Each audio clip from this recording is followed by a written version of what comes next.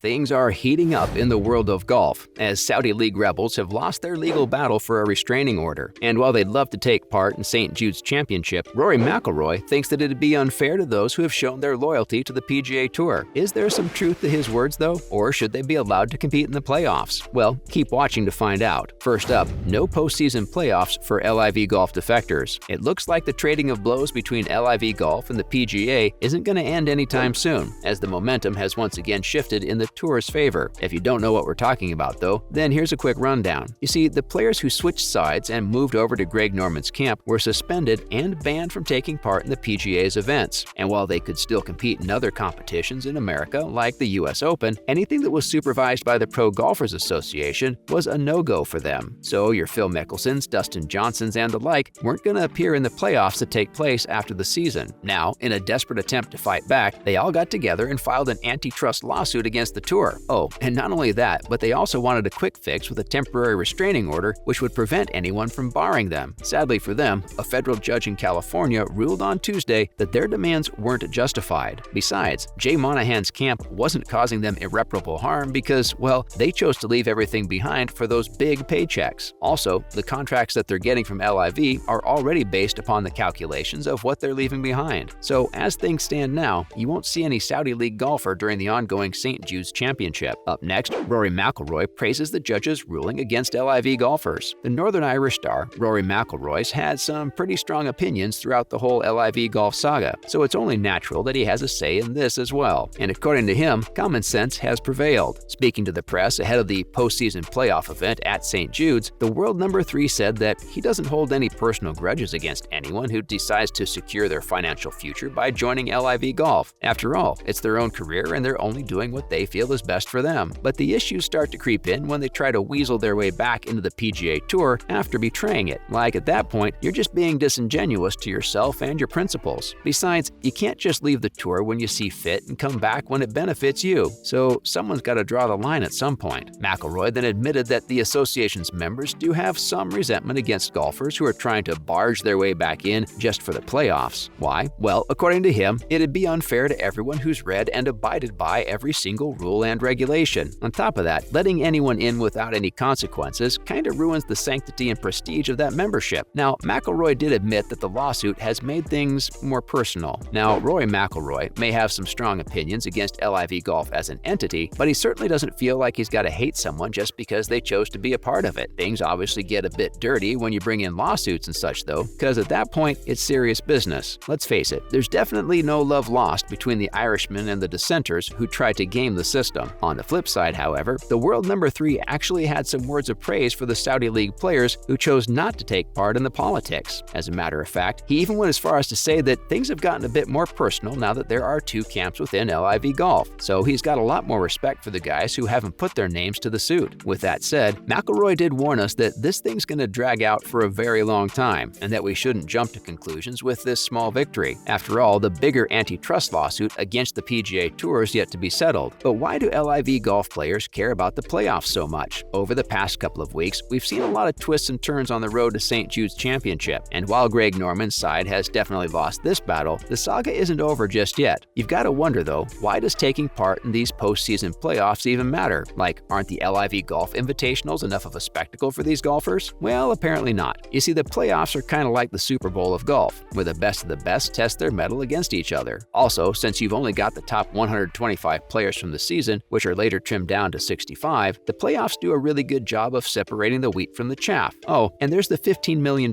prize as well. So yeah, these events carry a lot of weight, both in terms of financials and prestige. At the same time though, you can't say that they're more important than major tournaments like the Masters or the PGA Championship. Now, if those were also closed off for Saudi League golfers, then you'd have a serious problem on your hands. But as of right now, we're still unsure where the larger golfing community stands on those because we've already seen the likes of Mickelson compete at this year's US Open. Next up, LIV Golf issues a statement condemning the ruling. After the California judge's ruling, LIV Golf was always going to come out and back their own golfers. So naturally, they issued a statement as well. Interestingly enough, we didn't get something straight from Greg Norman's mouth this time around, which is a bit weird. With that said, we wouldn't have expected him to speak up when it's a smaller case like this anyway. Like, if the larger antitrust lawsuit was settled, then perhaps it would have been appropriate for the big guns to come out. That said, we're still at least a month away away from any progress on that front. Coming back to the official statement from the Saudi League, though, it's a pretty cookie-cutter response that we've come to expect. It reads, "We're disappointed that Taylor Gooch, Hudson Swafford, and Matt Jones won't be allowed to play golf. No one gains by banning golfers from playing." Sounds familiar, right? Well, if it does, then congrats, because you've got a great memory. I mean, this has been Norman's stance since the start of the whole suspension drama, so it's not surprising to see the league echo his words for this ruling as well. With that said, Greg Norman still had the last laugh of the day. Now, with this decision going against LIV Golf members and everyone getting barred from competing in the playoffs, you'd think that they've had a pretty rough week, right? Well, actually, no, because once again, Greg Norman's risen from the ashes to deliver another uppercut to the PGA Tour. Seriously, this tiny setback was nothing in comparison to the big news of the day, which was that the Saudi League nabbed Jay Monahan's biggest asset. Yep, we're talking about the hottest golfer in town right now, Cameron Smith. Apparently the world #2, who was also recently crowned Champion Golfer of the Year, has decided to sign a deal worth over $100 million. But wait, isn't that half of what stars like Mickelson are getting? Yep, that's right. At the same time, you gotta consider the fact that the Aussie Wonder Kid's only 28 years old, meaning that he's still got a lot of good years left in his tank, so maybe he's not as established as some of the older stars. Having said that, the reigning Players Champion still comes with a big reputation attached to his name, which is why this is such a big win for Norman. Oh, and as far as the playoffs are concerned, he's obviously taking part in those as well, since nothing's been made official yet. If he somehow manages to fight his way through the pack and wins at the playoffs though, then it's gonna be a slam dunk for the Saudi League, as one of their star players would have won the very thing that they were banned from. What's more, the PGA Tour veteran Cam Percy also had a bit more insight into these recent signings. In fact, according to him, LIV Golf isn't just going to stop with Smith, as they've also convinced his fellow Aussie Marc Leishman to come on board. So as things stand, it's going to be a double whammy for the PGA Tour's leadership. That being said, we should still take these rumors with a grain of salt until they're made official, because apparently Percy only heard these things from other players and not Smith or Leishman themselves. That's a wrap for this video. Do you think that Greg Norman's going to have the upper hand after signing Smith? Let us know in the comments below. Make sure to give this video a thumbs up and subscribe to our channel for more videos like this. See you in the next one.